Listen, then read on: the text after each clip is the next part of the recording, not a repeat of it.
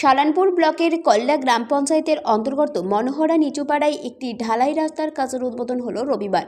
104 metre দীর্ঘ এই রাস্তাটি জেলা পরিষদের তহবিলের 5 লক্ষ টাকা ব্যয় করেই তৈরি করা হবে। এদিন উদ্বোধনী অনুষ্ঠানে উপস্থিত ছিলেন সালানপুর ব্লক তৃণমূল কংগ্রেসের সভাপতি তথা জেলা পরিষদের কর্মাধ্যক্ষ মোহাম্মদ আরমান, সালানপুর পঞ্চায়েত সমিতির সভাপতি কৈলাসপতি মণ্ডল, সহসভাপতি বিদ্যুৎ মিশ্র, জেলা পরিষদের সদস্য বেবি মণ্ডল সহ আরও অনেকে।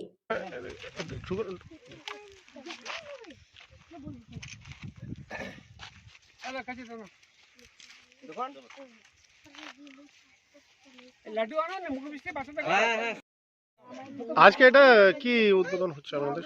এটা আমাদের মাননীয় বিধায়কের নির্দেশে আমাদের মনোহরা নিচু পাড়াতে একটা রাস্তার ওপেনিং হলো জেলা পরিষদ থেকে।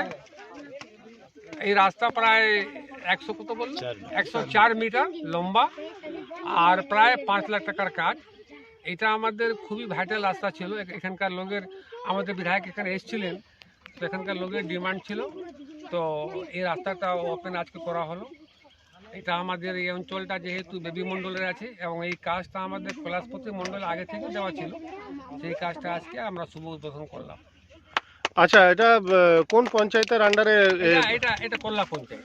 আচ্ছা, কোন ফান্ডে এই টাকাটা? এটা আমাদের জেলা পরিষদ থেকে হচ্ছে। এটা টোটাল নতুন রাস্তা 104 মিটার লম্বা এবং 10 ফিট চওড়া। সালানপুর থেকে সঞ্জয় যাদবের রিপোর্ট, 99 নিউজ বাংলা।